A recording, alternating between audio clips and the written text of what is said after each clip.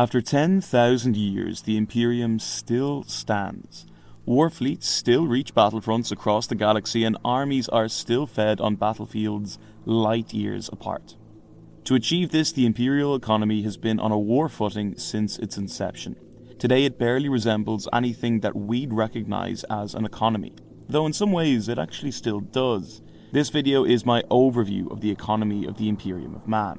I've explored pieces of it in other videos, but this one ties it all together. I want to be respectful of your time, so, for your convenience, there are timestamps below. And in the description you'll find links to deeper dives, some already out and others are on their way. In this video we'll start with the basics, the logistics of the Imperium. Then we'll cover its currencies, its systems of labour, and finally how capital and resources are controlled.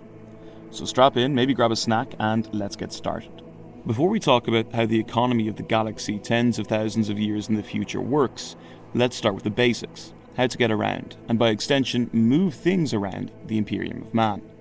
The Imperium of Man is set in the Milky Way galaxy of the far future. It is never outright stated in the lore exactly how big the Imperium is. This is for a few reasons. It helps Games Workshop tell whatever stories they want and adds to the overall theme of grim darkness that the setting is known and loved for. Within the universe, there are also reasons why the Imperium itself doesn't even know exactly how big it is. Some are within its control and some aren't. There are a bunch of cultural traditions that exist within the myriad organizations that make up the Imperium of Man. I'll talk more about some of these systems later on. They result in making the society of the Imperium regressive and opposed to progress and advancement as a general rule. I'm not here today to talk about whether or not these cultural and political systems are necessary. I've already done that at length in other videos. But as the setting evolves, parts of the lore go in and out of being a satire of authoritarianism. The Imperium doesn't really need all of this repression, but it does help to make sure that they are always in a state of eternal war. And at the end of the day, that's the most important element of lore that was originally created to sell miniatures for a tabletop wargame. Just as an example, in the far future, progress is taboo. The interstellar logistics of the Imperium usually relies on things like parchment and manual labour more than digital communication or mechanization. All of this means that they make it very difficult for themselves to actually figure out what resources they have, where they might be, and how to move them from place to place. To make things all the worse, however, is the element of the setting that is functionally beyond Imperial control: the warp. This is the alternate dimension that exists parallel to our own.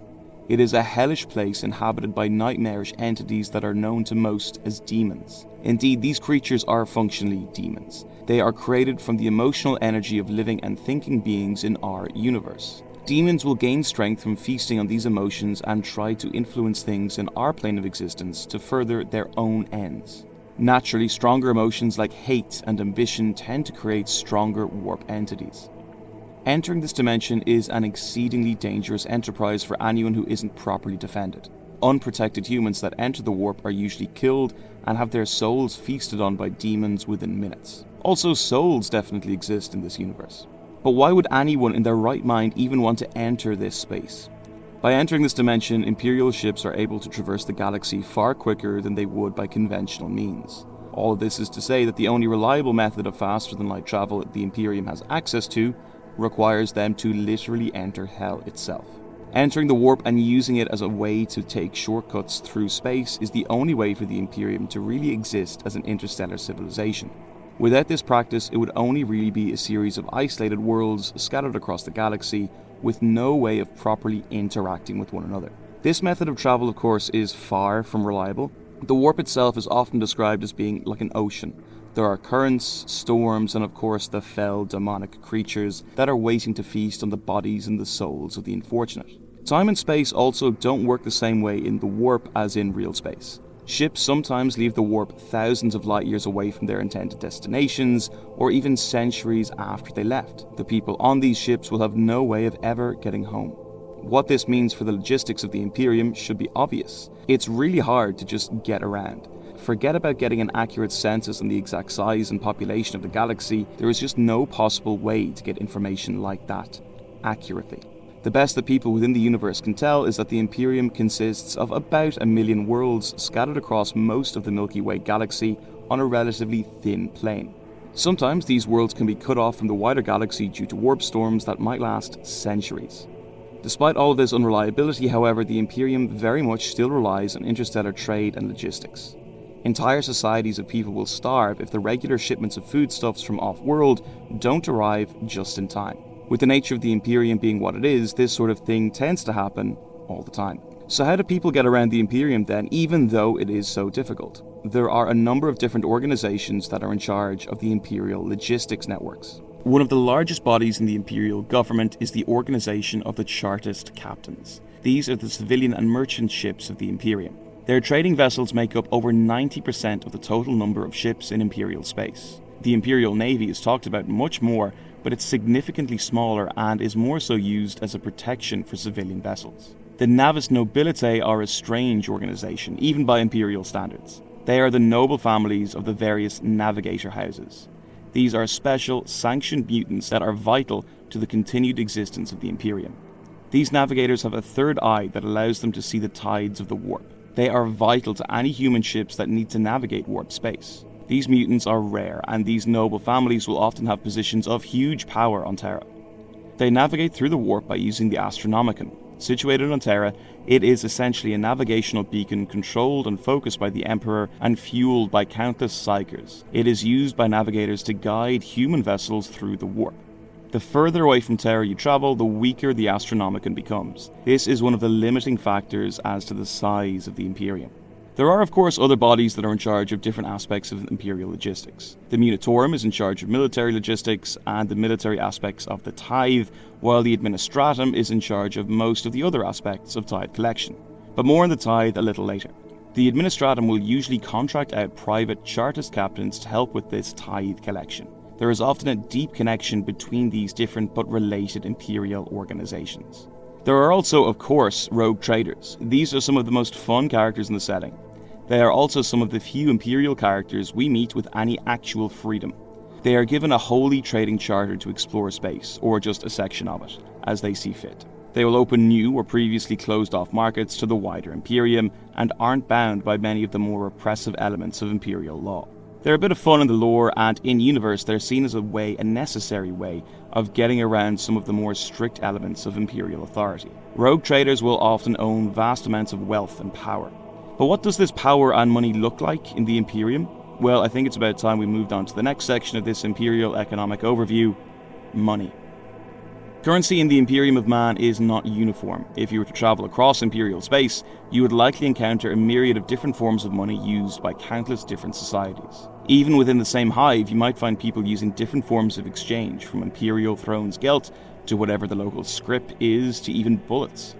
Thrones are probably the closest thing we see to a pan-Imperial currency, but they are far from universal.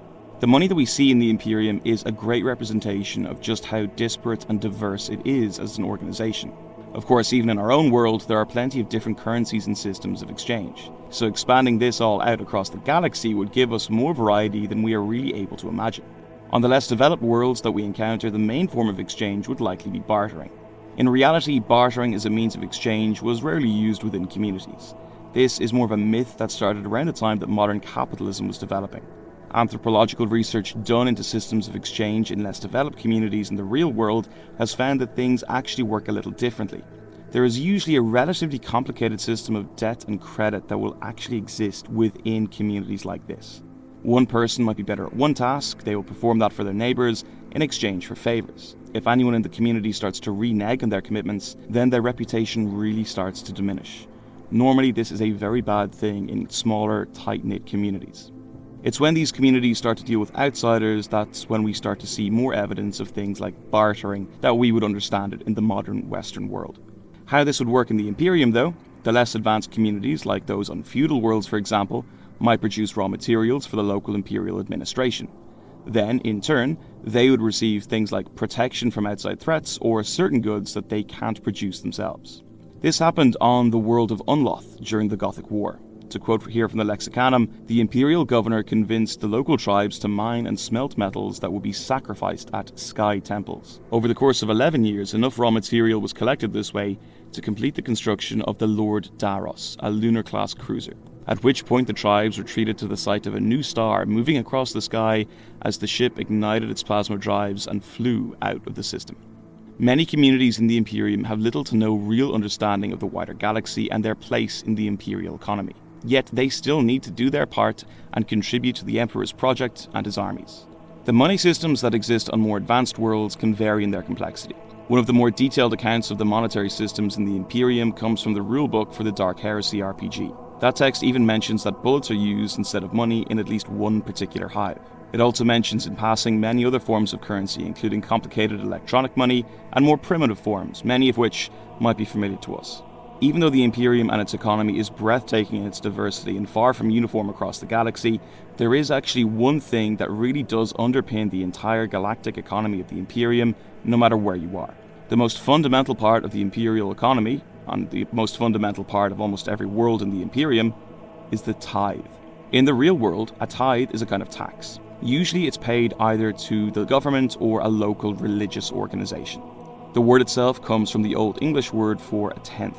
The practice of giving 1/10 of your income to the local church is not nearly as common anymore. But there are, of course, still plenty of communities around the world that still carry out this practice. If you're in one of these communities, say so below in the comments. That should be fun, and in no way lead to anything controversial. To give an example of tithing in the real world, here in Ireland we had something called the Tithe War in the early 1800s. Now, just as a quick aside here, that name is possibly the most 40k thing that I'll mention in this whole video. Just history can really be a lot of fun sometimes, you know. This war was in reality a mostly, but far from entirely, peaceful and successful civil rights campaign to end a repressive practice of taxation that had taken money from some of the poorest communities in all of Europe. At the time, there was an obligation here on those working the land to pay 10% of the value of certain types of agricultural produce for the upkeep of the clergy and maintenance of the assets of the church. To be specific, this would have been the local Church of Ireland, or the Anglican Church. About 80% of the population in Ireland were not Anglican and were Roman Catholic. That's 80%. Versions of this obligation lasted centuries and were, as I'm sure you can imagine, hugely unpopular among the majority of the population, who were forced to pay for other people's churches. In the Imperium of Man, nearly every world, with few exceptions, is required to supply the imperial government with its tithe. What exactly this tithe will be will vary from world to world. On agri-worlds, for example, they will be required to provide food. On some worlds, they will need to provide raw materials. The other element of the tithe, however, is people. Approximately 1/10 of the local planetary defense force will also be tithed to the Imperial Guard, and it will fight in the unending war zones across the galaxy. On certain worlds like Krieg, for example, the commitment of troops will be far larger and represent a much larger part of their overall tithe. When talking about this tithe, we also need to remember that one of the most important duties of the Imperial government, in whatever form that might take, is to ensure that the population remains free of mutant and psychic taint. This means that when people are born with any psychic talents in particular, these individuals will need to be collected. They will be transferred by the infamous Black Ships to Holy Terra itself. These individuals will eventually go on to become some of the most important to the workings of the Imperial infrastructure.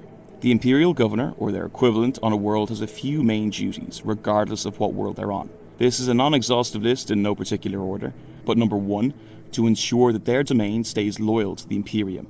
Number 2, contain psychers and mutation as outlined above. And number 3, ensure the smooth delivery of the tithe. It won't matter where you are in the galaxy, this will remain a constant throughout the Imperium. Indeed, many of the conflicts that the Imperium has will revolve around certain local governments failing in one or more of these duties.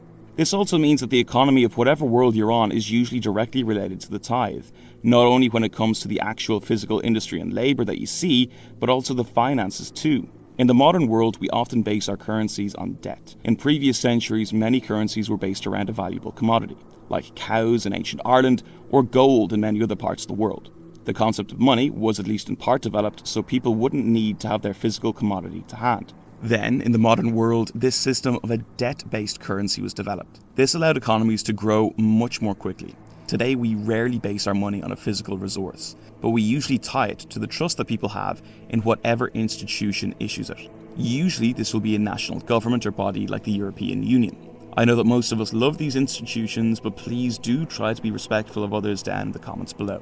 In the Imperium, if a world uses a currency system like ours, they will more likely than not base it around the planetary tithe. This tithe is the most fundamental aspect of the economy of that world, so it really does make sense to base their money around their main commitment to the Imperium. If you want more information on Imperial money and their tithe, make sure to check out the full video below. It should be on screen somewhere now or linked in the description. But when it comes to the Imperial economy, like ours, one of the most fundamental aspects of it is people. Who does the work in the Imperium and how do they get things done? In the Imperium of Man, you don't really have the luxury of working a 9 to 5. In fact, you probably don't have many luxuries at all. Work is your sacred and holy duty to the God Emperor, and if you fail in your assigned duty, there will likely be harsh punishment. Okay, just as a quick aside here, if you're enjoying deep dive videos like this, the best way to keep them coming is Patreon. Talking about the lore in the real world can of course be difficult, and it can also lead to people either taking me the wrong way, or it can attract some of the worst people who have access to the internet. I'd like to keep making what I feel is at least decent, semi-entertaining, non-reactionary and non-slop content. I do try to put at least some thought into this stuff. The support of those who've already subscribed on Patreon is eternally appreciated. But now, back to work. The people of the Imperium of Man are bound to roles that are predetermined for them prior to their births. Whole societies will develop around the work designated to a single assembly line, for example. Even when you're given one of the rare opportunities to leave a hive city to join the labour crews on a seemingly lush, agri-world, you will likely find yourself living on a harsh and desolate rock, barely capable of supporting any other life than the monocultured crop that you must now harvest. Desk jobs offer little more in the way of a better life. Imperial bureaucrats are required to sift through countless mountains of sacred parchment and allocate vital resources across vast distances of time and space. If there are any errors, then your entire family will suffer. The daily grind in the Imperium of Man is terrible for almost everyone that we encounter. Sure, there are exceptions, like inquisitors or rogue traders, but these exceptions are so rare that they prove the rule more than anything else. You might wonder why labour in the Imperium is in such a desperate state. Surely an advanced spacefaring civilization is capable of creating technology that would allow its people to spend less of their lives on a factory floor and give them more time for themselves. Well, no. This is the grim dark future after all, and most people can't have nice things in the Imperium of Man. This brings us back to this system of regression that the Imperium has fostered over thousands of years. For reasons both within their control and not, it has been decided that the Imperium is to be kept as unpleasant a place to live as possible. There are even entire worlds where this is explicitly spelled out. The home world of the Blood Angels chapter of Space Marines is on Baal. This is a planetary system of a couple of different moons that orbit the main world itself. The people here live in extreme poverty, in conditions that will be reminiscent of some poorer parts of the world in the media from the 19th century. This is in spite of the fact that this chapter of Space Marines has access to advanced technology and medicine. They are fully capable of improving the quality of life for the people on the worlds that they administer, but instead, they choose to keep them living these desperate lives. This was a tradition, started in part by their Primarch Sanguinius during the days of the Great Crusade. The thinking was that it kept the people of these worlds pure and hardened them against many of the things in the galaxy that would corrupt them. The thinking was that it would also make them better potential recruits for the chapter. In the novel The Devastation of Baal by Guy Haley, we see the revived Primarch of the Ultramarines, Rabute Gilliman. He pleads with the current chapter master of the Blood Angels, Dante. He notes that their suffering is not necessary, and he asks that as Baal was being rebuilt, that the lives of the people would also improve. This system of forced misery is commonplace around the Imperium. Sometimes there are justifications for it in the lore. There are times when this suffering would help to purify and fortify the worlds it's experienced on. But for the most part, it is just suffering for the sake of suffering. Then we get to the Mechanicus. Technically, they are a kind of sister empire to the Imperium based on Mars. They worship technology and knowledge itself as aspects of their machine god. All knowledge has already been created according to them. This means that things like scientific development and experimentation are sinful. They don't try to create new things. The best they can do is rediscover old and supposedly forgotten technology. While the human population of the galaxy is unknown, it's likely in the countless trillions. A huge proportion of the citizens of the Imperium likely live on worlds that are classified as hive worlds. This is a point that I really think captures the desperation of the quality of life for the people of the Imperium. It's a point that I don't think other creators really mention strongly enough. They don't really drive it home enough. Most people in the Imperium live like insects in artificial structures called hives. This is an economic system where the tithe must be smoothly collected, no matter what. Things like technology are worshipped, and there are actually probably more people available to do labour than the local government knows what to do with. In this situation, it makes a perverted but logical sense to functionally abandon technical machines in order to use vast amounts of human labour. Why risk the sacred loading mechanisms on the cannon of your battleship when you can press gang crews of peasants into hauling munitions instead?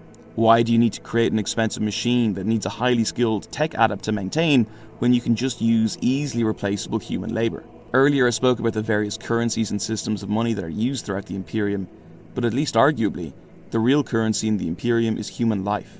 In this purposefully regressive and backward system, huge amounts of human labour and capital are needed in order for local economies to function and for the local tithe to be delivered. This means that there is almost a requirement for local governors to keep their populations large and their options for work and advancement limited. Their culture is such that they need these teeming masses of impoverished people in order to meet their tithe quotas. If you want to learn more about what working life is like in the Imperium, then you can find that video linked somewhere around here too. But for this video, I think we need to go into a little more detail about how the economy is structured. Who owns what, and how do they allocate resources? What does capital in the Imperium look like? So what does capital look like in the Imperium? First of all, I think we need to define what it is in our world. Capital is an asset that generates wealth. It is man-made, it can be physical or financial, and it can be used to produce either goods or services.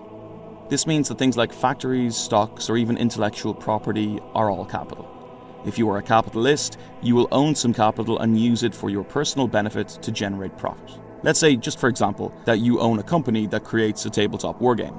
We will call this company James Funstop. This company creates and sells miniatures and their accessories, but they also own the intellectual property around the product lines that they sell. This means that they get their money through the sales of these miniatures, accessories, and they also gain profit from anything officially related to the intellectual property that they sell. This might be from books, video games, or a strange attempt at entering the heavy metal music scene in England in the 1980s. This is a healthy and diversified capitalist enterprise.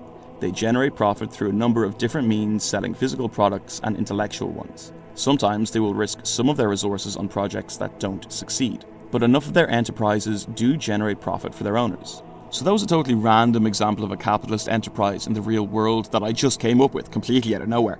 But what does all this look like in the Imperium? Capital looks a little different to what we would recognize, but not entirely. There are similarities. When economists talk about capital in our world, they will often use factories as an example of a capitalist enterprise. In the Imperium, the Adeptus Mechanicus has a functional monopoly on the advanced industry in the Imperium. Not only in terms of actual products created, but also IP. They own the means by which people can understand how to make things. As outlined earlier, their religion is such that they go out of their way to limit the amount of information that people have access to. This is done by owning and controlling as much STC templates as possible. This stands for Standard Template Construct. In the early days of human exploration of space, these were the standard designs of technology that were developed for human space colonization. These designs were considered advanced and easily replicable on even remote colony worlds. In the modern Imperium, even a rumour of a fragment of an SDC is enough to wage a holy war. The information is that valuable. They're a kind of technology that doesn't really exist in the modern Imperium and is hard to replicate. Rediscovering these STCs is also one of the only ways the Imperium has to advance, while still adhering to its philosophy that all knowledge has already been created. We've already spoken about the vast majority of the human capital in the Imperium, these largely indentured workers living terrible, awful, grim and dark lives. But there is the other side of the coin when it comes to the cost of human capital, the Psychers. These are psychically gifted individuals who are capable of accessing the warp, the alternate dimension that allows things like faster than light travel for the Imperium. These individuals are vital to the continued existence of the Imperium as an organization. Without Psychers, there would be no interstellar communication through the likes of astropaths. There would also be no Astronomicon, the beacon in the warp that allows navigators on Imperial ships to navigate the hellish dimension of warp space. Their life essence is essentially drained over the course of sometimes as little as days to help fuel this device. Then there is the endless need for Psychers to fuel the hunger of the Emperor himself. Every day thousands are needed to keep the Emperor from slipping out of his state of semi-death and completely leaving the mortal plane of existence. If he were to die, then the Astronomicon would fully go out, a warp rift would likely open on Terra, and countless other calamities would occur, all of which would functionally end the Imperium of Man. All of this means that the real currency of the Imperium is human lives, be it in the form of the countless labourers that are needed to fuel its endless industry, or the countless innocent Psychers that are needed to fuel the Emperor's limitless hunger. The people in the Imperium who own these systems of capital are a little different to our own world. I've already mentioned the Mechanicum. Their organisation functionally owns much of the industry and the intellectual property in the Imperium that generates wealth. In our world, this is similar to how organisations like the Catholic Church have owned and ran businesses in different parts of the world. They also still run plenty of schools throughout the world and used to employ plenty of people in the arts and other intellectual spaces. While they don't really have as many monopolies on things like that anymore, the Catholic Church as an institution did create a lot of wealth for itself by owning enterprises that created wealth.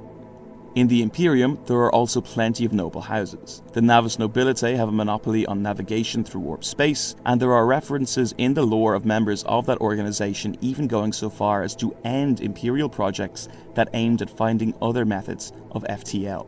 The other noble families throughout the Imperium will also control vast amounts of human capital, be it ownership of the Chartist vessels or Imperial worlds. These aristocratic families will functionally be in charge of vast economic systems within the Imperium. In our world, the economy is expected to grow every year. Whether or not that is a good thing is really beyond the scope of how long I want this script to be, but there is an argument around that concept all the time in modern economics. Please keep it civil down below. In the Imperium, however, this expansion doesn't exist. The imperial economy, like the rest of its society, is stagnant. This is for a number of factors. Again, some are within the Imperium's control and some aren't. The Mechanicus could decide to progress and develop new technologies. The feudal lords and imperial worlds could invest in labour-saving machines that allow social mobility. That doesn't even go into things like the warp or Xenos attacks on imperial shipping. But if the Imperium makes these changes, then it wouldn't really be the Imperium anymore. Part of the appeal and the fun of the setting is just how awful it is. Games Workshop has gone out of their way to develop a whole economic system that fosters stagnation and regression. All we can really do is enjoy it and try to apply any lessons that we might learn to the world around us. But what do you think? Is there anything else that people should consider when thinking about the imperial economy? Are there any specific lessons that we could learn from the Emperor and his grand project? Make sure to leave a comment below. It also helps the channel to grow. If you want to learn more about the imperial economy, please check out the other videos that I have on the topic. More will come out as time goes on. I really do want to finish the series, even if it doesn't really do as well with the algorithm as other topics. If you like the work that I do here, the best way to support me is on Patreon. The link to that should be below. Please make sure to like the video and hit the notification bell if you haven't already, so you don't miss the next upload. I hope you enjoyed learning about the imperial economy, and I'll see you in the next one.